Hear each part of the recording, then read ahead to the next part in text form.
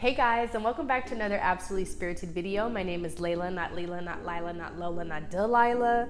And yes, it's still not Leonard.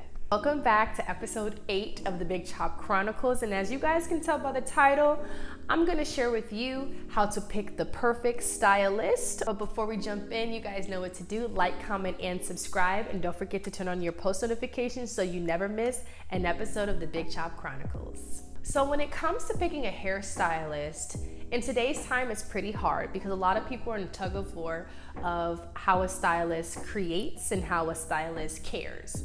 And I feel like there's a disconnect between the craft and the actual care for people's hair. And I feel like that is why hairstyling has become such a controversial topic, because there's so many things going on and we have to get back to the basics. So me, I am an old school hairdresser, hairstylist connoisseur, and I'm gonna show you guys how I was able to find the perfect stylist, some of which I've been going to for over 20 years.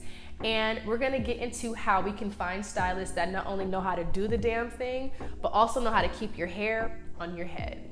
I like to think of choosing a hairstylist like choosing a primary care physician.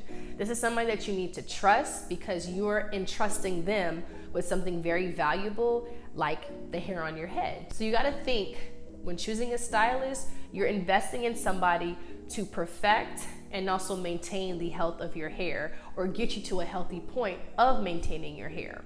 Do not just go to anyone. Do not. So I'm gonna be sharing some tips and tricks with you guys on how I have found some of the greatest stylists in LA. So let's jump right in.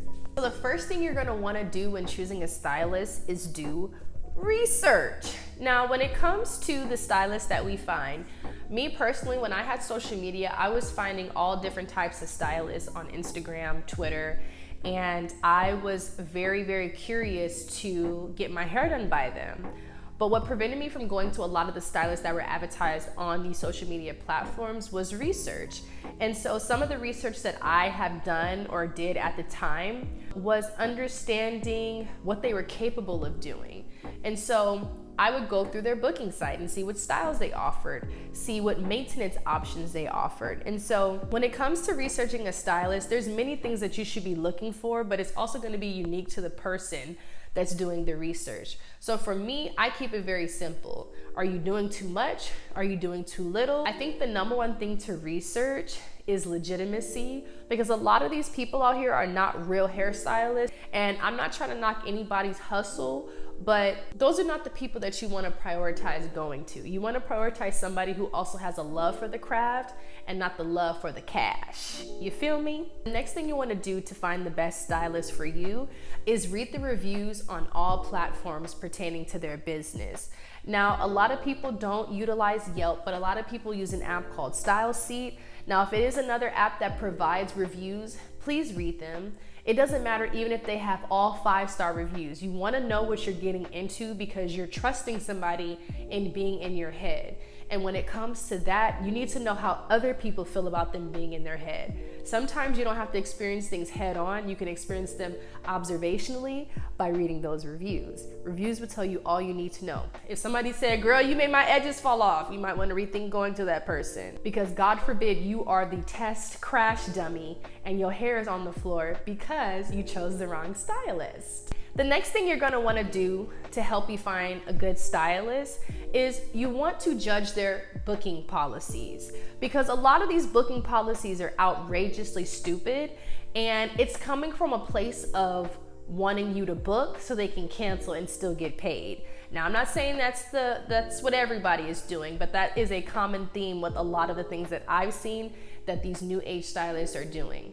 Now, regardless of that factor, the reason why I say judge the booking policy is because sometimes certain things that they require or ask of you, you may not be comfortable with. But read the booking policy. Know what fees that they are attaching to your appointment, because to be honest, me utilizing a lot of old school hairstylists, they don't charge booking fees, they don't charge late fees. They don't make you pay for parking. They live and work in areas where it's accessible and you don't have to feel stressed that you're coming out of pocket for the service, for the hair you have to provide, and for parking. You want to judge booking policies based on the actual service and the professionalism. Getting your hair done should never be as stressful as it's become. When I get my hair done by my braider, by the person that does my pressing curls, by the person that does my weaves, whatever style that I am getting, I am never stressed in those appointments. It's supposed to be a luxury for myself. Getting my scalp washed is something that I should be looking forward to. And I feel like now the girlies are dreading getting their hair done,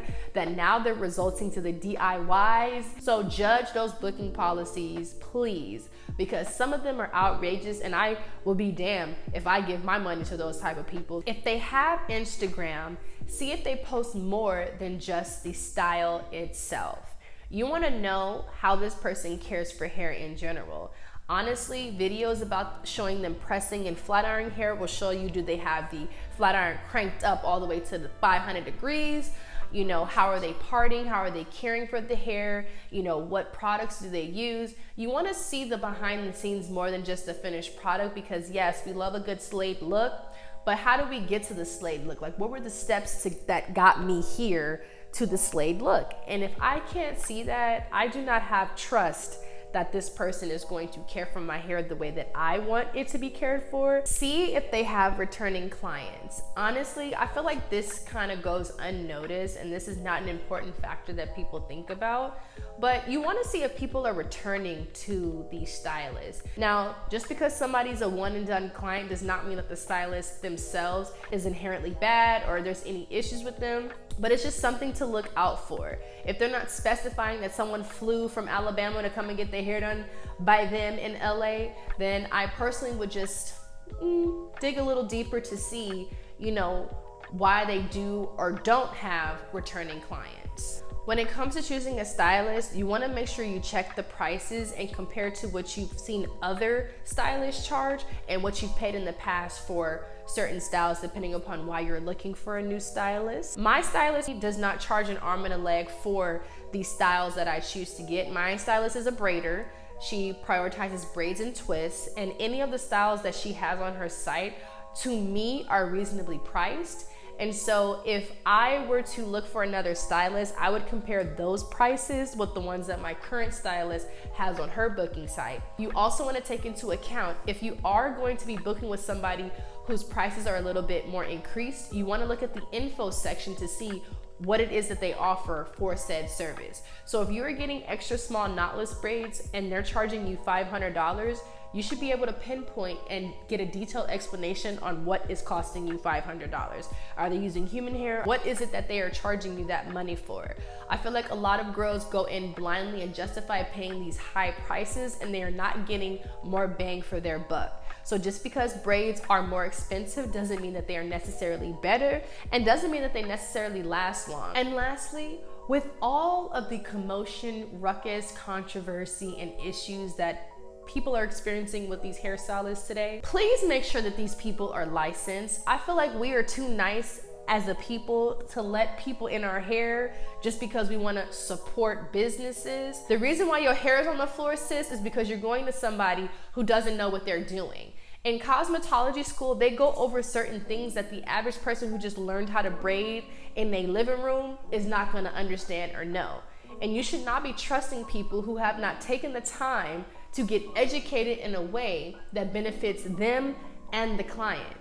I'm not saying that I'm a saint and I've gone to people who are licensed. Not everybody that has touched my head is licensed, and I'm not saying people who aren't licensed are terrible beauticians. But at the same time too, with everything, like I said, that's going on, prioritize people who went to school.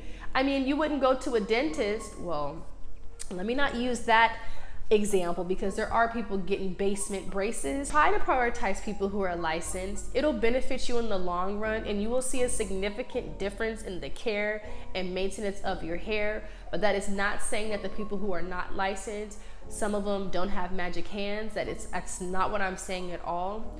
But if you care about the hair on your head, prioritize doing things the right way, and that includes finding a licensed cosmetologist. Well, we've made it to the end of the video, so I hope finding a stylist will be much better for for all of you watching this video. And if you're interested in going to my stylist, I will link her information down below. I hope this video was very helpful, and happy stylist hunting. Thank you guys so much for watching, and I'll see you guys in the next episode of the Big Chop Chronicles. Bye. Mwah.